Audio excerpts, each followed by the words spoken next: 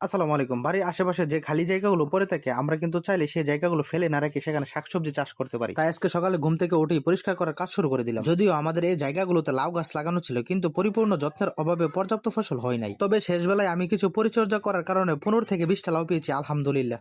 বিশেষ করে এই গাছগুলোতে এখন আর লাউ আসবে না, তাই আমি জায়গাটা ফেলে না রেখে শাকসবজি করার সিদ্ধান্ত নিলাম এবং সকাল থেকে শুরু করলাম পরিষ্কার করার কাজ। রাস্তার পাশে জায়গা হওয়াতে এখানে বিভিন্ন ধরনের ময়লা আবর্জনা দিয়ে ভরপুর হয়ে থাকে, তাই সেগুলোকে ভালো করে পরিষ্কার পরিচ্ছন্ন করে নিলাম। ছোট বড় যে কোনো কাজই শুরু করে দিন, তাহলে করা হয়ে যাবে। আর যদি বলেন করবো তাহলে সেটা কখনই করা হয় না। জীবনে বড় কিছু করতে চাইলে স্বপ্ন দেখতে হবে, রিস্ক নিতে হবে এবং সেই স্বপ্নের লক্ষ্যে পরিশ্রম করতে হবে। আমরা বাঙালি মানুষ কাজ পরে চিন্তা ভাবনা করতে করতে জীবন পার করে দিই। এত চিন্তা ভাবনা করে কোনো কিছুই করা যায় না। হেরে গেলে শিখতে পারবো, আর পেরে গেলে বলতে পারবো। ভুল থেকে মানুষ শিক্ষা গ্রহণ করে। এই কাজগুলো একা করা কখনোই সম্ভব হয় না, তাই আমার ছোট ভাইকে সাথে নিয়ে কাজগুলো করতেছি আস্তে আস্তে। মাঝে মধ্যে আমার আব্বাও আসে আমাদের সাথে কাজ করতে। ভিডিওতে দেখা যায় অল্প সময়, কিন্তু এই কাজগুলো করতে আমাদের প্রায় 3 থেকে 4 ঘন্টা লাগে। তারপরেও এই কাজগুলো আমার করতে খুবই ভালো লাগে। কৃষি কাজ, হাঁস মুরগি গরু ছাগল ছোট পরিসরে করতেছি, ইনশাআল্লাহ দোয়া করবেন আপনারা আমার জন্য সবাই। আরেকটা গুরুত্বপূর্ণ কথা আপনাদেরকে বলে রাখি, বাড়ির আশেপাশে খালি জায়গাগুলোতে কিন্তু প্রচুর পরিমাণ জৈব সারের প্রয়োজন পড়ে। তাই দীর্ঘদিন জমিয়ে রাখা গোয়ালের গোবরগুলো আমরা এখানে দিয়ে দিলাম, এতে করে আমাদের সারের খরচটা কমে যাবে। আরেকটা বিষয়, কোনো কাজ করার সময় যখন বাধা বিপত্তি আসে তখন কিন্তু সেই কাজটা করতে আর ভালো লাগে না। একটা বিষয় আমি খেয়াল করে দেখলাম, আমি যখন আমার বাড়ির কাজগুলো করি তখন আমার দোকানের কাস্টমার গুলো আমার বাড়ি পর্যন্ত চলে আসে। অর্থাৎ আজকেও একটা ছেলে পা কেটে চলে আসছে আমার দোকানের মধ্যে, তার পায়ে সেলাই দিতে হবে। তবে কিছু করার নেই, তকদিরে যা আছে সেগুলো আমাদেরকে মেনে নিতে হবে। তবে প্রতিটা কাজ করার সময় সতর্কতা অবলম্বন করা উচিত। আমরা যখন আমাদের কাজগুলো করি তখন অনেক মানুষই এসে আমাদের ভিডিও করাগুলো দেখে এবং অনেক হাসাহাসি করে, তাতে আমাদের কিছু আসে যায় না। আমরা যেগুলো করি আমরা তো কারো ক্ষতি করতেছি না। ভাই, আপনি জীবনে যাই কিছুই করেন না কেন, সেখানে বাধা দেওয়ার মতো হাজার হাজার লোক পাবেন, কিন্তু ভালো পরামর্শ দেওয়ার মতো একজন লোকও পাবেন না। যাই হোক, তারপর আমরা জায়গাটা চতুর্পাশে একটা একটা করে বাঁশ কোপার জন্য আমরা গর্তগুলো করে নিলাম, কারণ এখানে আমরা একটা ব্যারিকেড দিব। আর এই ব্যারিকেড দেওয়ার মূল কারণ হচ্ছে আমাদের এই জায়গাটাতে প্রচুর পরিমাণ মুরগি থাকে। আমরা যে কোনো সবজি লাগাই না কেন সেগুলো আসলে একবার নষ্ট করে ফেলে, যার কারণে চতুর্দিক দিয়ে আমরা নেট দিয়ে ব্যারিকেড দিয়ে দিব। আর এই ব্যারিকেডের কারণে হয়তো ফসলগুলো নষ্ট হওয়ার সম্ভাবনা খুবই কম থাকে। আমাদের এই জায়গাটা একটু বেশি উঁচু নিচু, যার কারণে আমরা প্রথমে কোদাল দিয়ে কুবিয়ে নিলাম, তারপরে আমরা মই দিয়ে ভালো করে সমান করে নিলাম জায়গাগুলোতে। জায়গার মাটি উঁচু নিচু হয়ে থাকলে বৃষ্টির পানি লেগে চারাগুলো নষ্ট হয়ে যাওয়ার সম্ভাবনা খুবই বেশি থাকে। তাই জায়গাটা এমন ভাবে আমাদেরকে সমান করতে হবে যেন বৃষ্টির পানি এখানে কোনোভাবে জমা হয়ে না থাকে। আর আমি সিদ্ধান্ত নিয়েছি এই জায়গাগুলোতে ধনিয়া পাতা লাগাবো, অর্থাৎ আমাদের গ্রাম্য ভাষায় যেটাকে হজের পাতা বলে। তবে আপনাদের সকলের কাছে আমি পরামর্শ চাই, এই জায়গাগুলোতে কি গাছ লাগালে সবচেয়ে ভালো উৎপাদন হতে পারে, অবশ্যই আমাকে একটা পরামর্শ দিবেন। এইসব কাজের প্রতি অভিজ্ঞতা আমার খুবই কম, তবে করতে করতে একদিন হয়ে যাবে ইনশাআল্লাহ। প্রত্যেকটা মানুষই ভুল থেকে শিক্ষা নেয়, আর এই ভুলে আমাদেরকে সঠিক রাস্তা দেখায়।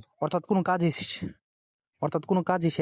কাজই হাল ছেড়ে দেওয়া যাবে না। শেষ হওয়া না পর্যন্ত সেখানে অক্লান্ত পরিশ্রম করতে হবে। কোনো কাজকে কখনো ছোট ভাবা যাবে না, প্রত্যেকটা কাজই তার তার জায়গা থেকে বড়। অবশেষে চারা লাগানোর জন্য আমার এই জায়গাটা পরিপূর্ণভাবে প্রস্তুত করলাম, আলহামদুলিল্লাহ। 2 দিন পরে আমি ধনিয়া পাতার বীজগুলো এখানে ফালাবো। তার আগে আমাকে ধনিয়া পাতার বীজগুলো থেকে গেরা বের করতে হবে, আর এই গেরাগুলো বের করার জন্য হালকা পানিতে ধনিয়া পাতার বীজগুলো ভিজিয়ে 2 দিন শুকনায় রেখে দিব, তাহলে সুন্দরভাবে বেরিয়ে যাবে ইনশাআল্লাহ। তারপর আমার এই কাজের প্রত্যেকটা জিনিস আমি ভালো করে পরিষ্কার করে নিলাম, কারণ পরিষ্কার রাখলে প্রত্যেকটা জিনিসই অনেক দিন ব্যবহার করা যায়। যাই হোক, ভিডিওতে অনেক কথাই বললাম, কোনো প্রকার ভুল হলে অবশ্যই ক্ষমা দৃষ্টিতে দেখবেন। সবাই